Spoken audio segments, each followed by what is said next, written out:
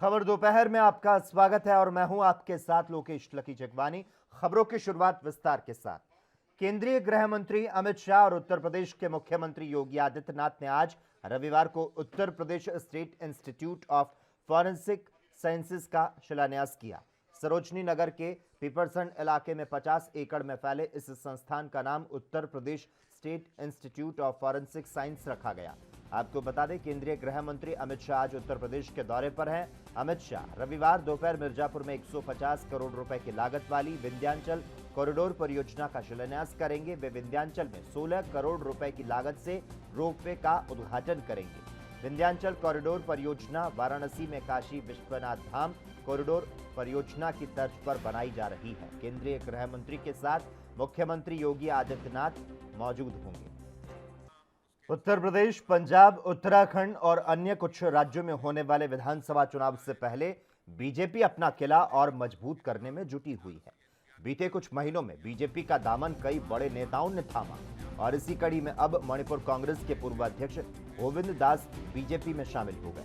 आपको बता दें, वो 6 बार विष्णुपुर सीट से विधायक रहे। उन्हें पिछले साल दिसंबर में कांग्रेस अध्यक्ष सोनिया गांधी ने प्रदेश अध्यक्ष नियुक्त किया था। गौरतलब है कि मणिपुर में भी अगले साल चुनाव होने हैं। ऐसे में ये कांग्रेस के लिए झटके से कम नहीं। आज दोपहर दिल्ली में बीजेपी हेडक्वार्टर पर उन्होंने बीजेपी की सदस्यता ग्रहण की और इस दौरान बीजेपी के कई वरिष्ठ नेता वहां पर मौजूद रहे। मणिपुर के सीएम एन बीरेन सिंह ने उन्हें आधिकारिक तौर पर बीजेपी में शामिल कराया।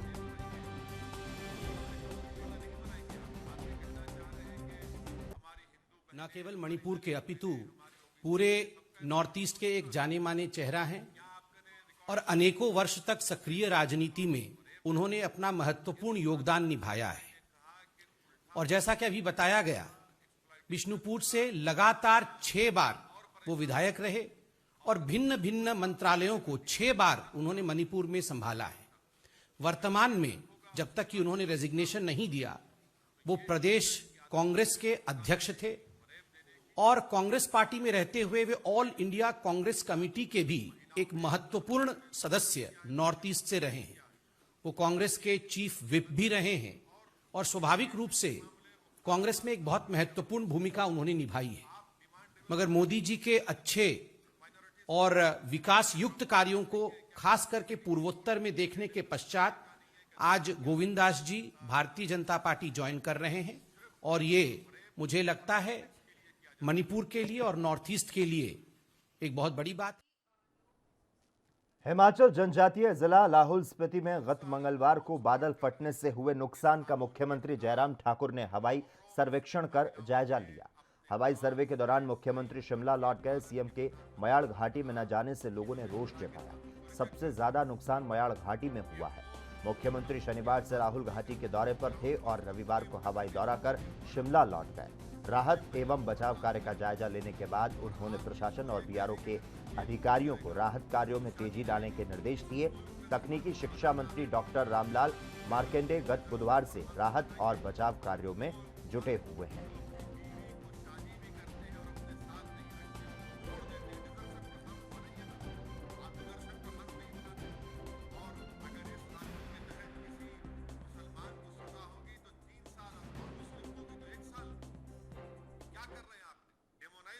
देश की राजधानी दिल्ली में यमुना नदी का जलस्तर खतरे के निशान के नीचे आ गया है। आज सुबह 10 बजे यमुना का जलस्तर 204.97 मीटर पर आ गया, जबकि खतरे का निशान 205.33 मीटर है। शुक्रवार रात 10 बजे यमुना का जलस्तर 205.60 मीटर पर पहुंच गया। हालांकि चिंता की बात अभी भी बनी है, क्योंकि यमुना का जलस्तर 204.50 मीटर के वार्निंग लेवल से अभी भी ऊपर है। हथनी कुंड बैराज से लाखों क्यूसेक पानी छोड़े जाने के बाद शुक्रवार देर रात दिल्ली में यमुना का जलस्तर 205.60 पर पहुंच गया। यमुना खतरे के निशान के ऊपर बह रही थी, लेकिन सुबह के वक्त यमुना के जलस्तर में 40 मिलीमीटर की कमी दर्ज की गई। जलस्तर लगातार कम होने से निचले इलाकों में बाढ़ का खतरा काफी हद तक कम हुआ है।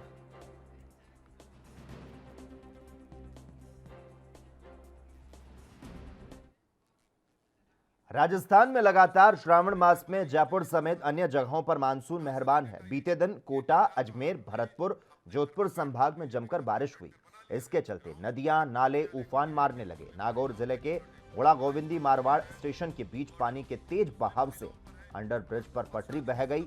राजस्थान के अजमेर में भारी बारिश के बाद सड़कों पर जलभराव हो गया।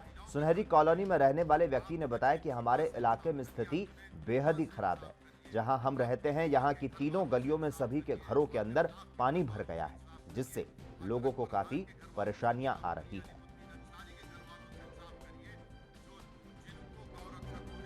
और हमारे यहाँ की स्थिति बहुत ज़्यादा खराब हुई। थोड़ा बहुत पानी बरसता है, उसी में पानी हमारे घरों के लेवल तक हो जाता है। कौन सा क्षेत्र है ये सुनहरी कॉलोनी। और कहाँ तक पानी भरा है लोगों में? ये ठेठ हमारे फर्स्ट पहली गली और दूसरी गली, इसके आगे तीसरी गली, तीनों गलियों के अंदर घरों में सबके पानी जा चुका है।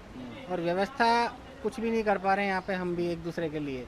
जितना हो सकता था उतना तो कर लिया हमने, बाकी अब हमारे बस का नहीं है। सुबह से लगे हुए हैं आप? सुबह से लग रहे हैं हम सब तक, पूरा परिवार परेशान हो रखा है। नाम सर ये नगरा क्षेत्र है। किस तरह का माहौल है यहाँ पे बिल्कुल मतलब बहुत ख़राब माहौल है, सब जगह पानी भर चुका है। और जो ये नाली ये पुलिया है ये भी टूट चुकी है। अगर ये इसका जल्दी से कुछ वो नहीं करा गया समाधान तो ये सब जगह पानी फैल जाएगा। क्या तो बड़ा हादसा हो सकता है? हाँ, बहुत बड़ा हादसा हो सकता है। सब घरों में पानी घुस जाएगा, मतलब लोगों को जान का खतरा है। प्रशासन लगातार जो दावे कर रहा था, प्रशासन बहुत दावे कर रहा था पर अभी तक इसका कुछ हुआ नहीं। यहाँ ये इन्होंने बाउंड्री बनाई है, उसका कोई वो नहीं है इनका सॉल्यूशन। अब देखें प्रशासन क्या करता है। खबर दोपहर में खबरों का सिलसिला लगातार जारी रहेगा। हम रुकते हैं एक छोटे से ब्रेक के लिए।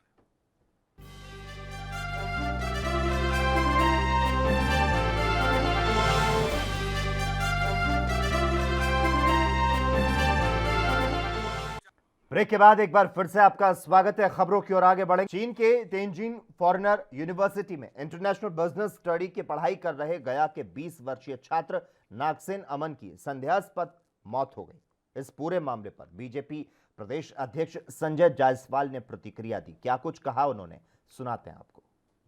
2 दिन पहले गया के हमारे एक बहुत ही प्रिय कार्यकर्ता हैं किशोर पासवान जी, उनके पुत्र की मृत्यु की खबर मुझे मिली थी। तुरंत मैंने मीनाक्षी लेखी जी से मैंने बात किया, JS नॉर्थ से बात किया और एम्बेसी से पूरी विस्तृत चर्चा हुई है। उनके परिवार को भी अभी तक पता नहीं था और उस बच्चे की हत्या की गई है और यह विदेश में बहुत ही दुखद घटना है। चीन में इस तरह की हत्या, किसी बच्चा जो पढ़ने गया हो और उसकी हत्या हो जाए, इसकी जितनी भर्त्सना करनी चाहिए वो कम है। मैं भारत सरकार के लगातार संपर्क में हूँ कि उस बच्चे को न्याय भी मिले और उसके अपने माता पिता के अंतिम संस्कार करने की यहाँ सुविधा मिले। इसके लिए मैं लगातार चीन मंत्रालय के संपर्क में हूँ। अभी तो उसकी बॉडी मॉर्चुरी में रखी गई है। चाइना की पुलिस और कुछ इन्वेस्टिगेशंस करना चाहती है और इसीलिए 3 तलाक के खिलाफ कानून को 2 साल पूरे होने पर केंद्रीय मंत्री मुख्तार अब्बास नकवी ने बधाई दी, तो साथ ही राहुल गांधी, असदुद्दीन ओवैसी पर उन्होंने निशाना साधा। देखिए, जो ट्रिपल तलाक की क्रिमिनल कुरीतियों कुप्रथा थी वो नरेंद्र मोदी जी ने ख़त्म किया है और जो लोग इस क्रिमिनल कुरीतियों कुप्रथा के संरक्षक और समर्थक रहे हैं, जो नहीं चाहते थे कि जो मुस्लिम महिलाएं हैं वो इस कुरीतियों कुप्रथा के चंगुल से बाहर निकले, वो आज भी इस मुद्दे पर कहीं न कहीं बेचैन है, कहीं न कहीं इस तरह के बेसर पैर की बयानबाजी कर रहे हैं। एक बात समझना चाहिए कि न केवल ट्रिपल तलाक बल्कि जो मुस्लिम महिलाओं को बिना महरम के यानी बिना पुरुष रिश्तेदारों के हज यात्रा पर जाने पर बंदिश थी, वो भी मोदी सरकार ने ख़त्म की है। मोदी सरकार ने महिलाओं के जो शैक्षणिक सशक्तिकरण है उसमें जो स्कॉलरशिप के ज़रिए, DBT के ज़रिए जो दी गई, उसमें जो है 70% ड्रॉप आउट रेट मुस्लिम लड़कियों का कम हुआ है, ख़त्म हुआ है और आने वाले दिनों में 100% उसको हम करेंगे कि जो ड्रॉप आउट रेट ख़त्म हो सके। अनफॉर्चुनेटली वो लोग हैं जिन्होंने कि कांग्रेस पार्टी पे दबाव डाल करके शाहबानों के समय में जो सुप्रीम कोर्ट का आदेश था उसको निष्प्रभावी बनाने के लिए दबाव डाला था, वही लोग आज बेचैन है, क्योंकि ये कांग्रेस पार्टी की या राजीव गांधी जी की सरकार नहीं है, ये मोदी की सरकार है, मोदी जी की सरकार है। और मोदी जी की सरकार ने न केवल सुप्रीम कोर्ट के निर्णय को प्रभावी बनाया, बल्कि मुस्लिम महिलाओं को इस क्रिमिनल कुरीतियों को प्रथा से मुक्त कराया। इसलिए जो लोगों की बेचैनी है वो स्वाभाविक है। सर, लेकिन उन्होंने इस संदर्भ में कहा है कि आज का दिन आज भी महिला न्याय मांगती है, क्योंकि सीए और एनआरसी के संदर्भ में उन्होंने देखिए, खबरों का सिलसिला लगातार जारी रहेगा। यहां वक्त है एक और छोटे से ब्रेक का।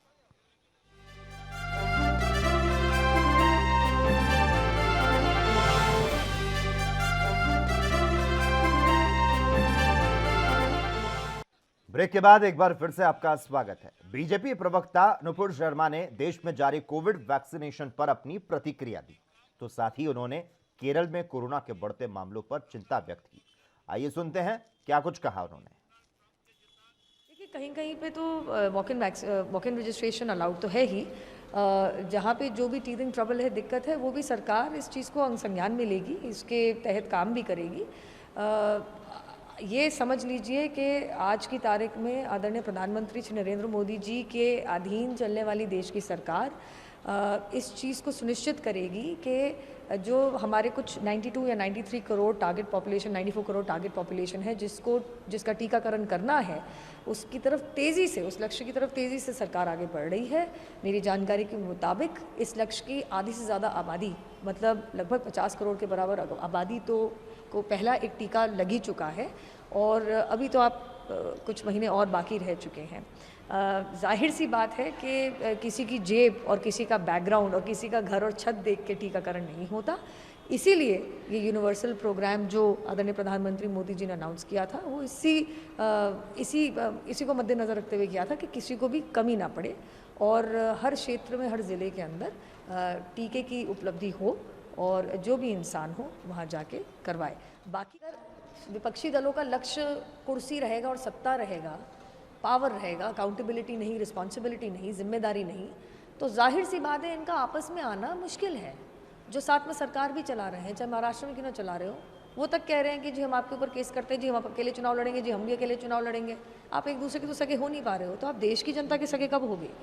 इनका अगर यही एक पॉइंट एजेंडा और लक्ष्य रहेगा कि किसी तरीके से भारतीय जनता पार्टी की सरकार को हिला दो, या किसी तरीके से हमारे बहुत ही देश जिनको प्यार करता है ऐसे प्रधानमंत्री जी को कुर्सी से हटा दो, ये लक्ष्य से देश नहीं चलेगा। आप देश के नागरिकों के विकास के लिए क्या करेंगे? आपने ये चीज़ बताई लोगों को। आप देश के नागरिकों को क्या सहूलियत देंगे? आपने ये चीज़ बताई लोगों को। आप देश की जनता के लिए कौन सी नीतियाँ लागू करेंगे उनके फ़ायदे के लिए, ये चीज़ बताई आपने लोगों को नहीं।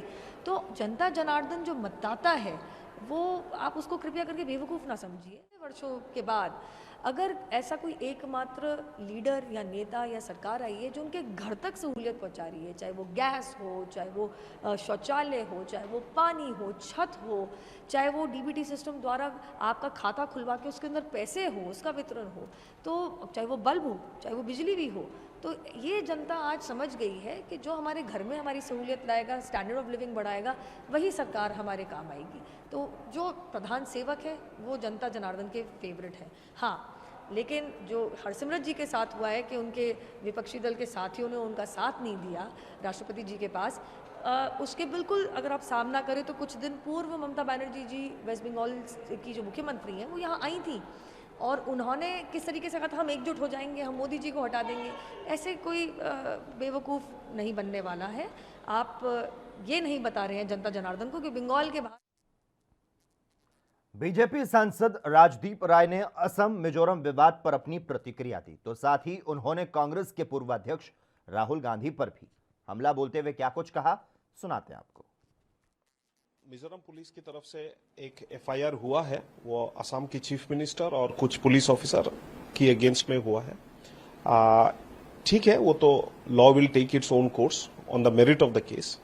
और ये लोग अगर ऐसे सोचते हैं कि असम की ऑफिसर्स और असम की चीफ मिनिस्टर मिजोरम जाएंगे और उनका एक मॉरल विक्ट्री होगा, ये लोगों को पता नहीं है कि असम का जो हाई कोर्ट है उसका अंडर में 4 जो छोटे छोटे राज्य है, उस राज्य का कोर्ट भी असम हाई कोर्ट का अंदर आता है। तो एक ही एप्लीकेशन की, एक ही पिटीशन के जरिए से ये केस को हम गुवाहाटी का हाई कोर्ट को ट्रांसफर कर सकते हैं। तो जो मंसूबे मिजोरम पुलिस या मिजोरम गवर्नमेंट की है वो पूरा नहीं होगा, पहला बात तो ये है।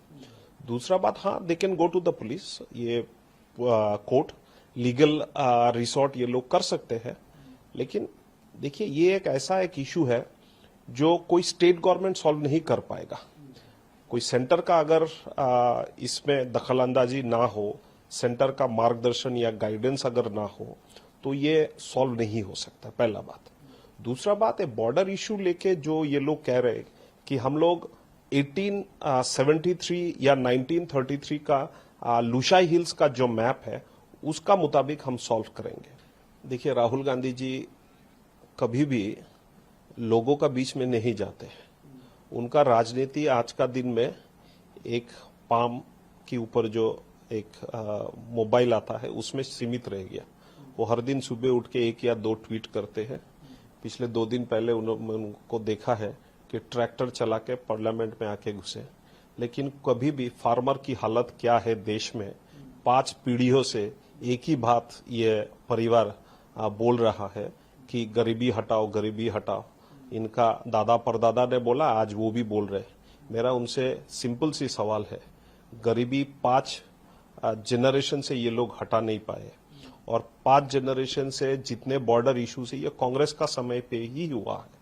आज कांग्रेस देश जब भाग हुआ था, देश का जब पार्टीशन हुआ था, तब सबको 40 दिन दिया गया था कि देश की बॉर्डर को ड्रॉ करो।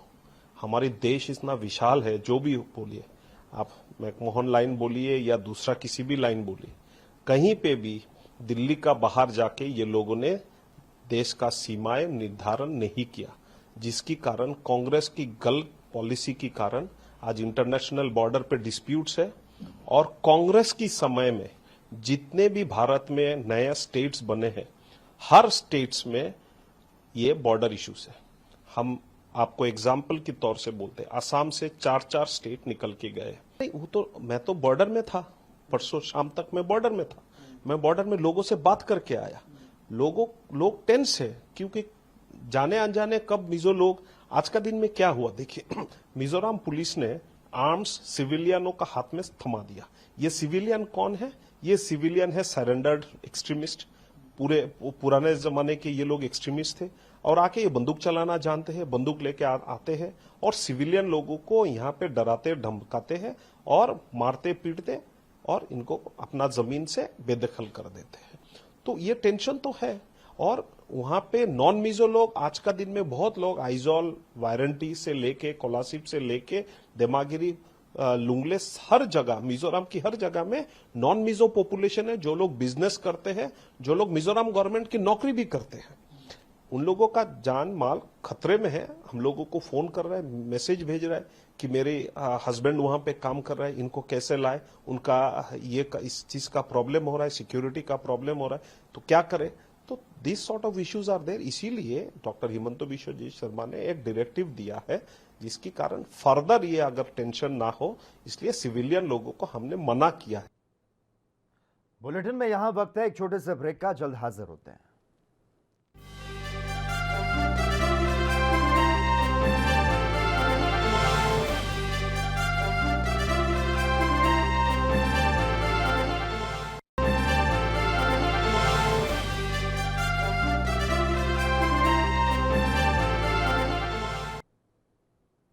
ब्रेक के बाद एक बार फिर से आपका स्वागत है।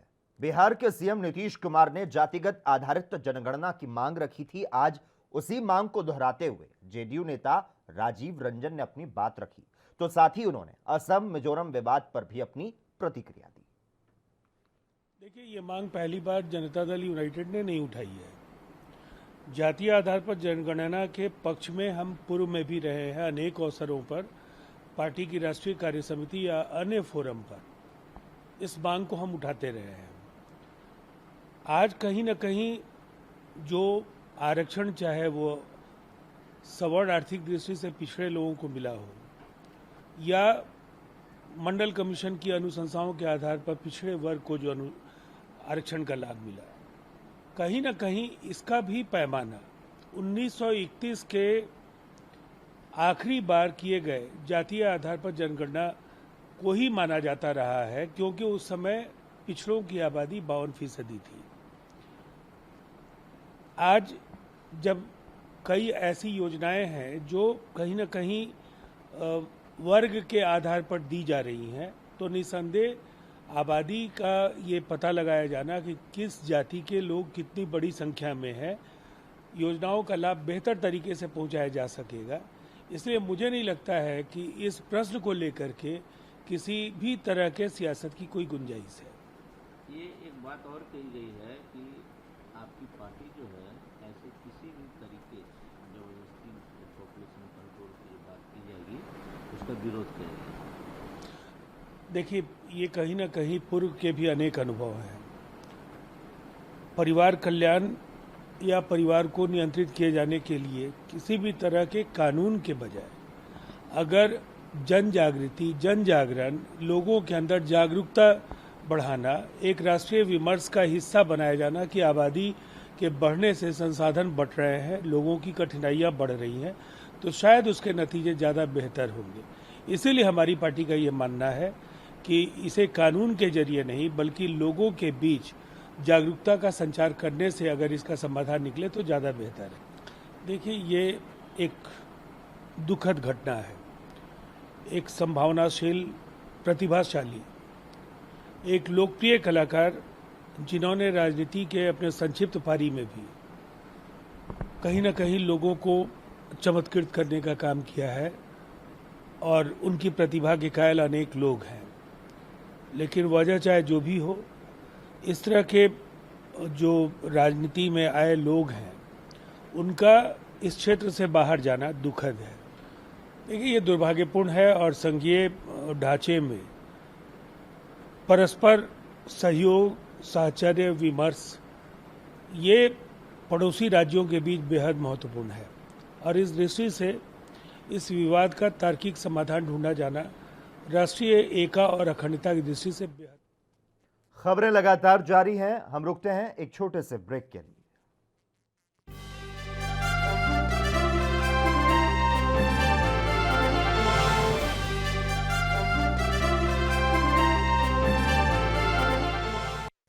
ब्रेक के बाद एक बार फिर से आपका स्वागत है। 3 तलाक के खिलाफ कानून के लागू होने के आज 2 साल पूरे होने के उपलक्ष्य में देश में मुस्लिम महिला अधिकार दिवस मनाया जा रहा है।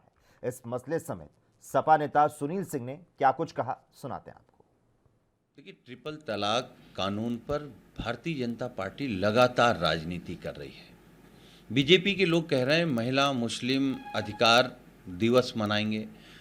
ये अच्छी बात है कि आप महिलाओं के अधिकार को लेकर के, महिलाओं की जागरूकता को लेकर के आप चिंतित हैं, लेकिन केवल मुस्लिम महिलाओं को लेकर के, हिंदू महिलाओं पे आप क्यों नहीं बात करते हैं? लगातार महिलाओं पर, बेटियों पर अत्याचार हो रहे हैं, वो उत्तर प्रदेश हो, गोवा हो, राजस्थान हो, आप उन पर चुप्पी मार जाते हैं। तो जो हिंदुओं ने अपनी अपनी पत्नी छोड़ रखी है, कर रहे हैं, या घरेलू हिंसा हो रही है, तो मुझे लगता है कि हमको, आपको, सबको मिल करके पूरे देश की महिलाओं के अधिकार के और उनके सम्मान की बात करनी। मिर्ज़ापुर आएंगे, मिर्ज़ापुर में माँ विंध्यवासिनी के दर्शन करेंगे और हमें उम्मीद है कि दर्शन करने के बाद जब वो निकलेंगे मंदिर से माँ का आशीर्वाद लेकर के, तो वो बताएंगे कि उत्तर प्रदेश में भाजपा सरकार ने क्या दिया है, उत्तर प्रदेश में कितने स्मार्ट सिटी बन गए हैं, उत्तर प्रदेश के बेरोजगार नौजवानों को कितने लोगों को रोजगार मिल गए हैं, बाहर से कितनी सड़कें बन गई हैं, बिजली उत्पादन में उत्तर प्रदेश सरकार ने क्या काम किया है। बहन बेटियों के साथ लगातार अन्याय हो रहा है, जो उत्तर प्रदेश में महिलाओं का चीरहरण हो रहा है और उनको बीजेपी के लोग क्यों संरक्षण दे रहे हैं, इस पर भी गृह मंत्री जी बात करेंगे। ये रिपोर्ट आई है तो अच्छी बात है। 133 करोड़ रुपए का नुकसान हो गया, नहीं होना चाहिए था, लेकिन 8 महीने से देश का किसान धरने पर बैठा है, उसकी रिपोर्ट नहीं आई। विपक्ष चाहता था कि जासूसी पर बहस हो जाए, उसकी रिपोर्ट नहीं आई। आखिर ये भी तो बताया जाए कि जासूसी कराने में कितने करोड़ का खर्चा हुआ है, वो पैसा कहाँ से आया है और जासूसी कराने की ज़रूरत क्या पड़ी जब जनता द्वारा चुनी हुई सरकार विपक्ष के लोगों की, पत्रकारों की, अपने लोगों की, उद्योगपतियों की जासूसी कराएंगे। तो फिर इस रिपोर्ट का क्या मतलब है कि कितना खर्च हुआ और कितना खर्च नहीं हुआ। देश के साथ धोखा कर रही है भारतीय जनता पार्टी की सरकार। देखिए, कोरोना से पूरा देश लड़ रहा है, पूरी दुनिया लड़ रही है, लेकिन जिनकी बड़ी जिम्मेदारी है, जो सरकार में बैठे लोग हैं, वो जितना पैसा ऐड में दे रहे हैं, कोरोना से लड़ने के लिए जो दिखावा कर रहे हैं कि हम कोरोना से लड़ रहे हैं, वो टीवी अखबार का अगर ऐड नहीं दिए होते तो और इंतजाम कर लिए होते। कोरोना को लेकर के कैसे लड़ेंगे। जब दूसरी लहर आई तो उत्तर प्रदेश की तस्वीरें देश दुनिया ने देखी है।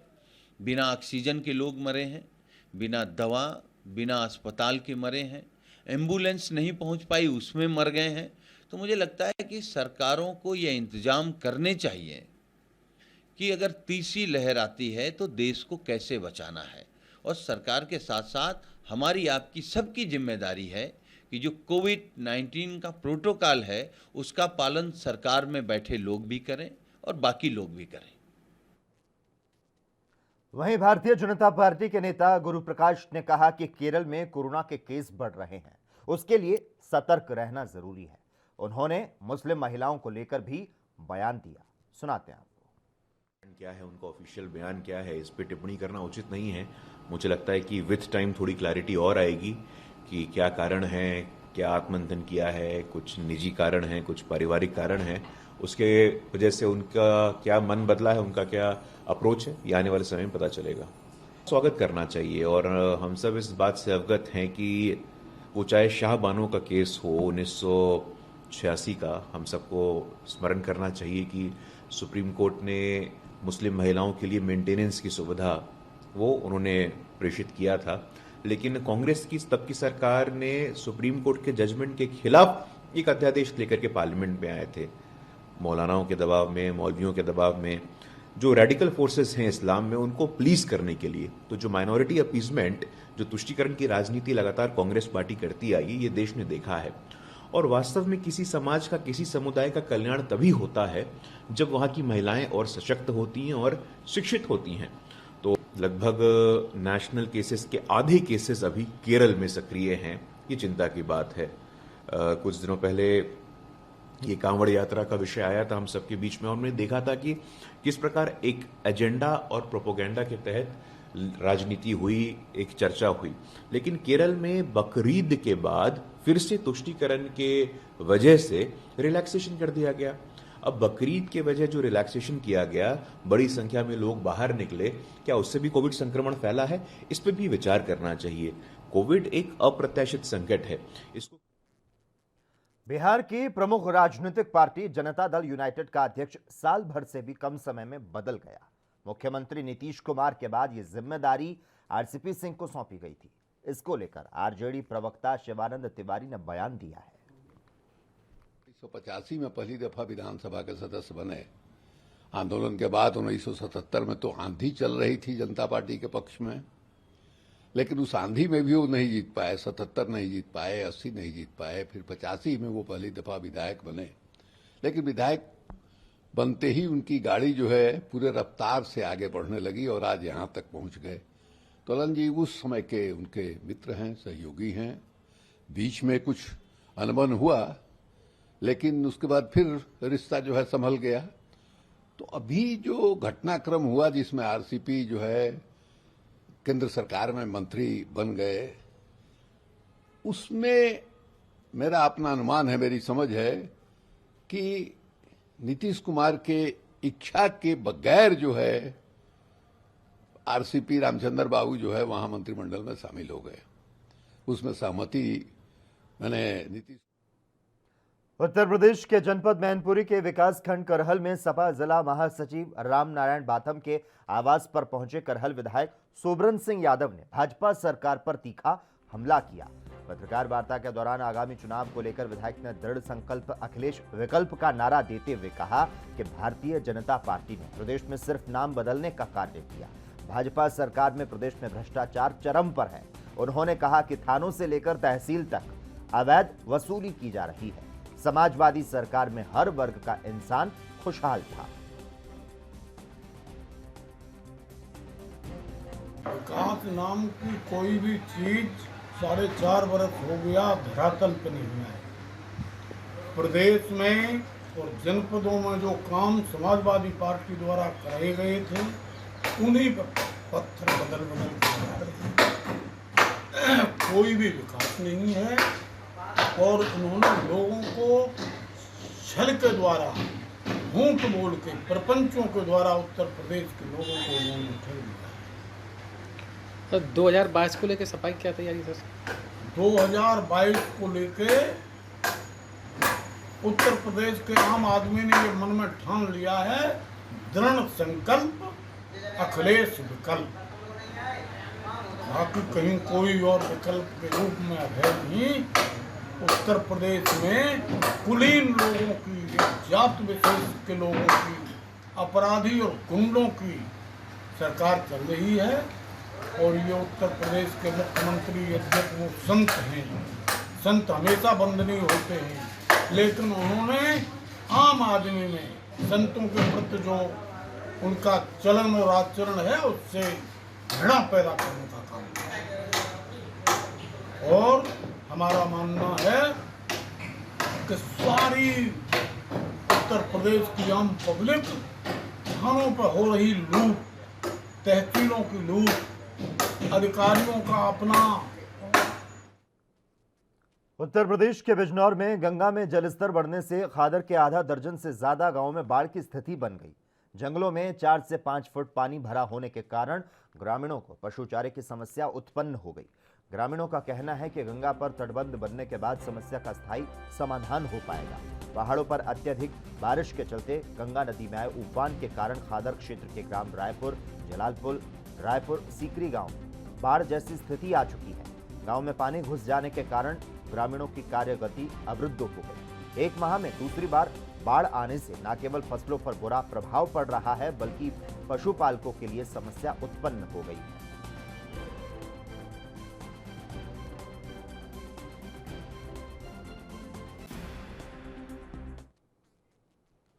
और इसी के साथ ही खबर दोपहर में बस इतना ही। देश और दुनिया के तमाम अहम खबरों के लिए लगातार आप देखते रहिए ANP न्यूज़।